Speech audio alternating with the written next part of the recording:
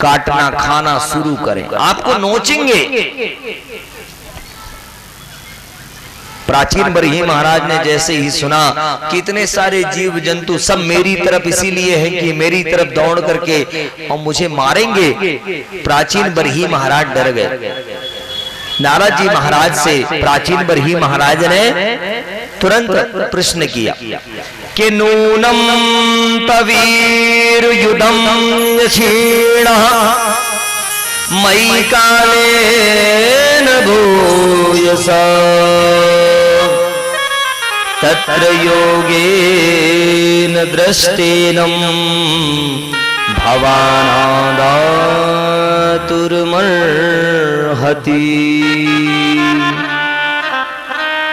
कहा सुखदेव जी महाराज ने, कहा राजन, जैसे ही नारद जी महाराज ने कहा कि राजन ये जितने यज्ञ मंडप के ऊपर आपको जीव जंतु ये सभी दिख रहे हैं, ये वही जीव जंतु हैं जिनको आपने यज्ञ के दौरान बलि रूप में मार दिया, जिन निरपराध जीवों की आपने हत्या करी, अब वो आपको मारने के लिए इंतजार कर रहे हैं। प्राचीन बरही महाराज तनिक डरे, नारद जी के पास पहुंचे, कहा महाराज आप जो कह रहे हैं वो ठीक है, परंतु मैंने अपने यज्ञ में किसी तरह की कोई गलती नहीं करी है। मैंने यज्ञ में वही किया है जो कि वेद शास्त्रों का नियम कहता है। कहा महाराज मैंने वेदों में पढ़ा है कि यज्ञ के दौरान बकरे की बलि देना आवश्यक है, तभी यज्ञ पूर्ण माना जाएगा। ऐसा मैंने पढ़ा है, मैंने देखा है, सुना है। नारद जी महाराज ने कहा मूर्ख, हमारे सनातन धर्म में ऐसा कोई वेद ग्रंथ नहीं जिसमें किसी जीव की हत्या का वर्णन किया गया। तूने वेद को तो पढ़ा लेकिन वेद की भाषा को तू समझ नहीं पाया। तेरी जितनी बुद्धि थी तूने अपनी बुद्धि के अनुसार उस वेद के लिखे वाक्य को अपने अनुसार ही उसका अर्थ तूने निकाल लिया। तूने उस वेद के ऋचा को पढ़ा, उसमें लिखा क्या है? कहा महाराज मैंने देखा है, बड़े अच्छे से देखा है। उसमें लिखा है कि जिसे यज्ञ करना है उस यज्ञ के लिए उसे बकरे की बलि देना आवश्यक है, तभी यज्ञ पूर्ण होता है। नारद जी महाराज ने कहा रे मूर्ख, उसमें यही नहीं लिखा कि यज्ञकर्ता को यज्ञ पूर्ण होने के लिए किसी निरपराध जीव बकरे की बलि देना चाहिए। उसमें ऐसा नहीं लिखा है। उसमें यह लिखा है कि जो यज्ञ करता है उस यज्ञकर्ता का यज्ञ तभी पूर्ण माना जाएगा जब उस यज्ञकर्ता ने अपने शरीर में अहंकार रूपी बकरे की बलि दे दिया। उसने किसी निरपराध जीव को नहीं लिखा मारने को। उसमें कहा है यज्ञकर्ता के शरीर में अहंकार रूपी जो बकरा बैठा है उस बकरे को सर्वप्रथम यज्ञ के पहले निकालना पड़ेगा, मारना पड़ेगा, तब उसके यज्ञ की सफलता संभव। बकरा जब भी आवाज करता है तो केवल मैं ही करता है। वो जो मैं शब्द है वो मैं शब्द अहंकार का सूचक है, इसीलिए बकरे को काटा जाता है।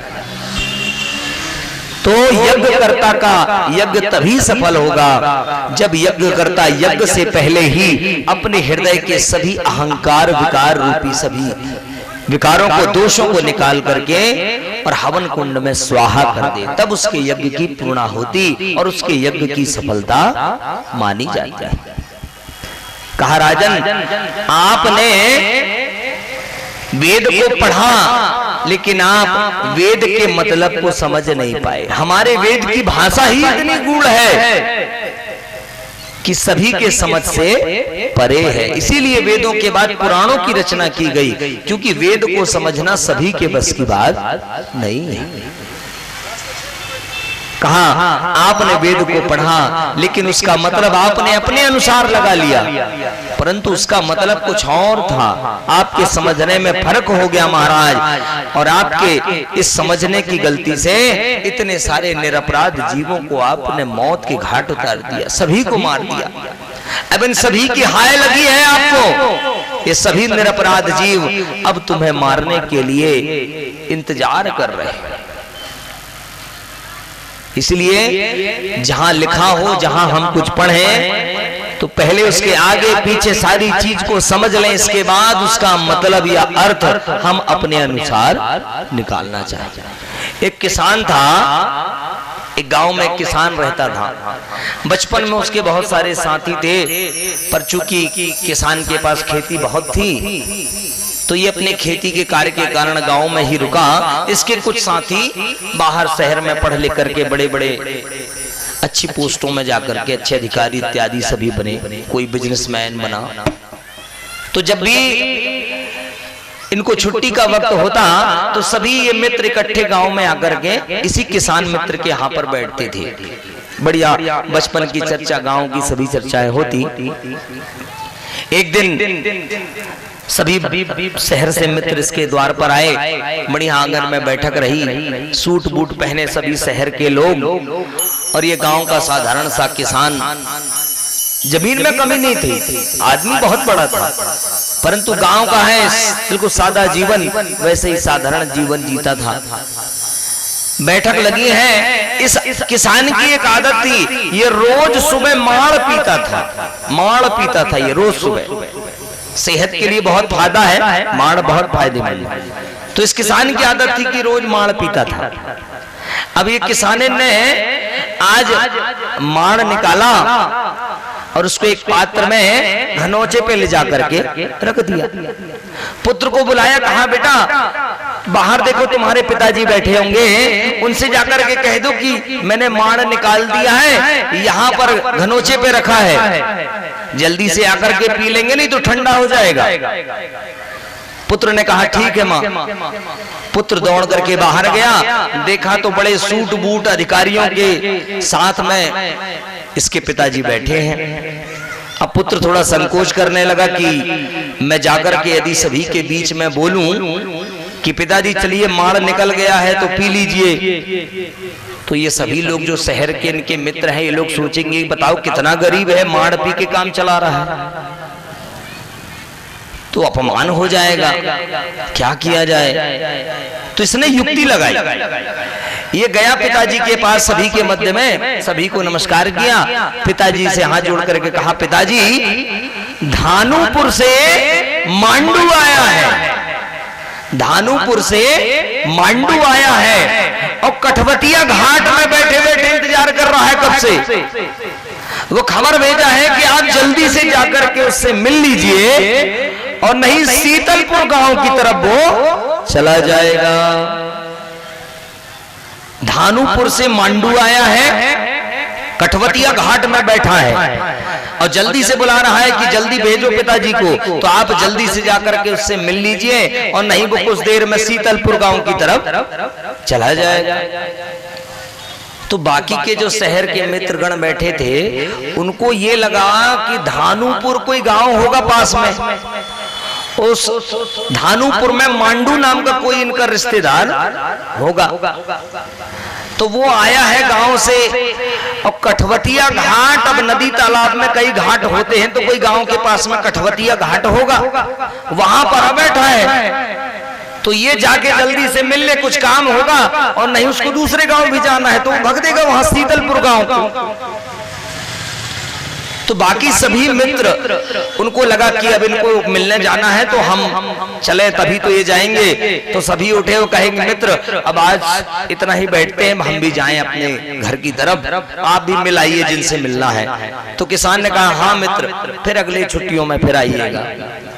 सभी चले गए। किसान ने अपने बालक के सिर में हाथ फेरा, कहा पुत्र तूने तो बहुत सुंदर बात बताई। उनको ऐसा लगा जैसे मुझे किसी से मिलने आ जाना है, परंतु असल में तू तो कह रहा था कि धान का माड़ रखा है कठवतिया में और कठौते में जाके पी लो, नहीं ठंडाया जाएगा वो। पर उनको लगा कि मुझे किसी से मिलने जाना है, इसलिए तूने बहुत सुंदर बुद्धि लगाई। मुझको जो समझना था वो मैं समझ गया और उनको जो समझना था वो समझ गया। तो कहने का मतलब नारद जी कहते हैं कि प्राचीन बरही हमने शास्त्र को पढ़ा कुछ और समझा कुछ और, किया कुछ और उसका परिणाम आया कुछ और। तुमने अपने बुद्धि विवेक के अनुसार शास्त्र को पढ़ा, उसका अर्थ निकाला और उसी के अनुसार तुमने कृत्य किया, जिसका परिणाम आज तुम्हारे सामने दिख रहा है। प्राचीन बरही महाराज को बड़ा दुख हुआ, कहा महाराज मुझसे बहुत बड़ी गलती हो गई है, परंतु मेरे दिमाग में अभी पूर्ण रूप से आपकी कही बात समझ में नहीं आई, इसलिए महाराज आप तनिक मुझे और शुद्ध तरीके से समझाइए और स्पष्ट तरीके से सुनाइए। नारद जी महाराज ने यहाँ अब प्राचीन बरही को ऐसा उपदेश दिया कि प्राचीन बरही का कल्याण ही कर दिया। श्रीमद् भागवत में इस उपदेश को कहा गया है पुरंजनोपाख्यान। बड़ी गूढ़ रहस्यमय कथा है पुरंजनोपाख्यान। पुरंजन की कथा है, ऐसी दिव्य कथा बताई पुरंजन की कि मानो प्राचीन बरही पुरंजनोपाख्यान सुनने के बाद सीधे वन की तरफ ही गया है, फिर दोबारा राजमहल में प्रवेश नहीं किया है। तो पुरंजनोपाख्यान हम आप सब भी पुरंजनोपाख्यान की तरफ चलेंगे, पर उसके पूर्व ठाकुर जी की थोड़ी सी कृपामयी सूरत को हम सब देखें, एक बार उनका नाम सुमरें, इसके बाद कथा गंगा को आगे लेकर के चलेंगे। बोलिए वृंदावन बिहारी लाल की जय हो, भोले के बिहारी लाल की जय हो।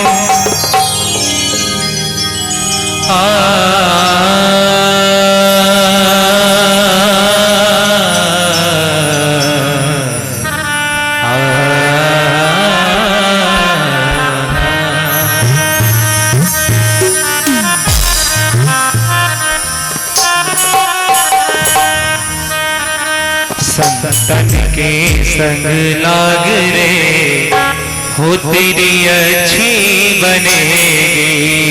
संतन के संग लाग रे हो तेरी अच्छी बनेगी। अच्छी बनेगी तेरी बिगड़ी बनेगी। अच्छी बनेगी तेरी बिगड़ी बनेगी। हो तेरो बेड़ा पार रे हो तेरी अच्छी बनेगी। संतन के संग लाग रे हो तेरी अच्छी बनेगी।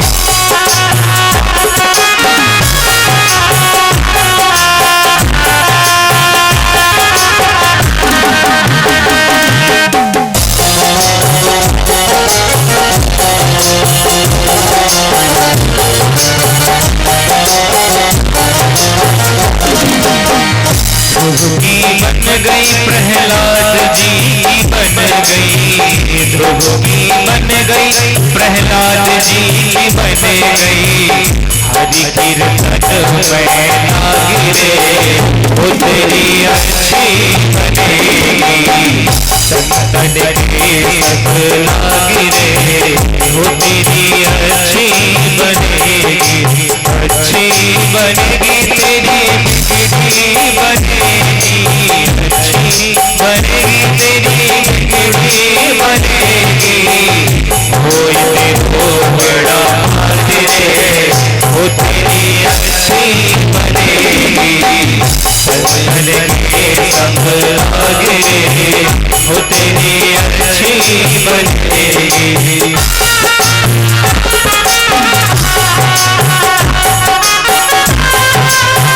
तालियों से स्वागत करेंगे।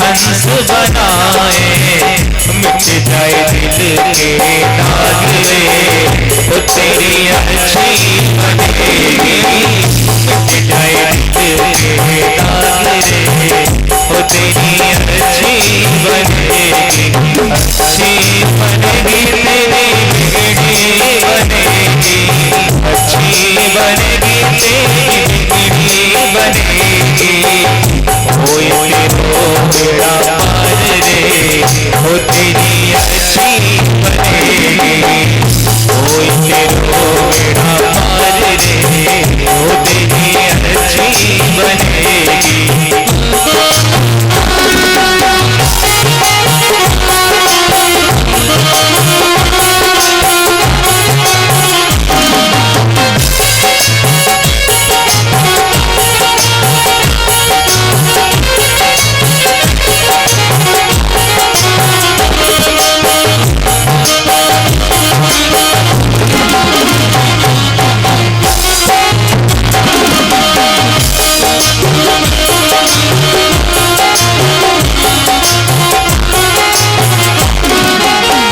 संतन के संग भक्ति बढ़ेगी, संतन के संग भक्ति बढ़ेगी, भक्ति बढ़ेगी तेरी शक्ति बढ़ेगी, भक्ति बढ़ेगी तेरी शक्ति बढ़ेगी, और राम चरण अनुराग रे, वो तेरी अच्छी बनेगी, तेरे संग लागी रे, वो तेरी अच्छी बनेगी, राम चरण अनुराग रे, वो तेरी अच्छी बनेगी, सतन के संग लाग रे, वो तेरी अच्छी बनेगी, सतन के संग लाग रे, वो तेरी अच्छी बनेगी, तेरी अच्छी बनेगी, तेरी अच्छी बनेगी। बोलिए बागे बिहारी लाल की जय। तो नारद जी महाराज ने कहा कि राजन, अब आप सुनिए, मैं आपको एक इतिहास की बड़ी पुरानी कथा सुनाता हूँ, शायद उसको सुनने के बाद आपके बंद चक्षु खुल जाए। तो पुरंजन की कथा बता कि अथ ते कथयेमुति इतिहासं पुरातनम् पुरंजनस्य चरितं ये निबोधे गदितो मम। कहा नारद जी महाराज ने कि राजन, मैं इतिहास की बड़ी दिव्य कथा आपको बता रहा हूं, सुनिए। कहा दो परम मित्र थे, एक मित्र का नाम था पुरंजन और एक मित्र का नाम था अविज्ञात। ये दोनों हमेशा एक दूसरे के साथ में ही रहते थे, कभी एक दूसरे से अलग नहीं हुए, एक साथ ही, दोनों में बहुत प्रेम था, मानो दोनों एक दूसरे के लिए ही बने। परंतु एक दिन पुरंजन के मन में घूमने की इच्छा हुई, पुरंजन के मन में घूमने की इच्छा होती है। पुरंजन ने कहा कि हे मित्र, चलो बहुत दिन हो गए यहां रहते, चलो थोड़ी देर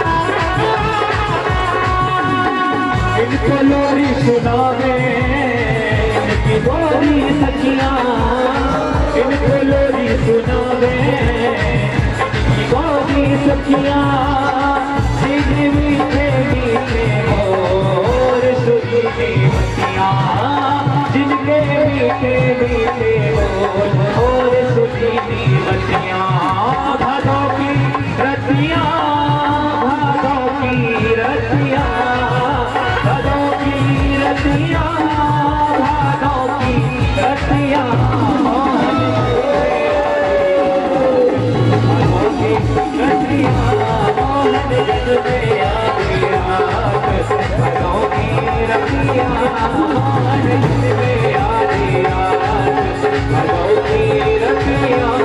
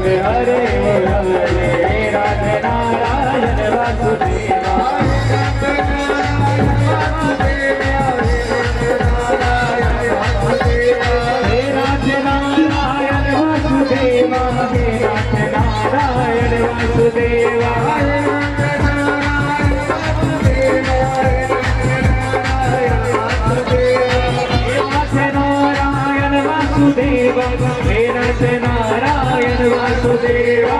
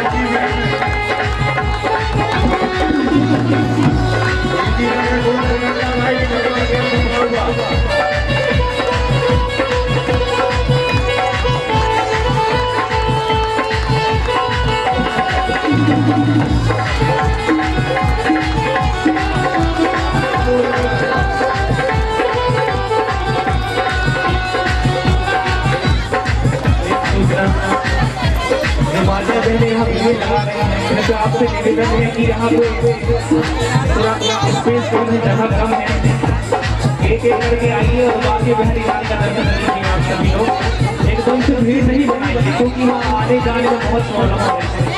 माताओं से गत्ते नहीं बन रहा है, यहाँ कोई नीचे उठ रहा, कोई बैठ रहा है। एक एक करके आप आइए, बाकी बहरी लाल का दर्शन कीजिए। अभी आप सबके पास बहुत टाइम है, वैसे तो समय है, एकदम से कोई जल्दबाजी में आइए, यहाँ से आते जाते नहीं बन रहा है।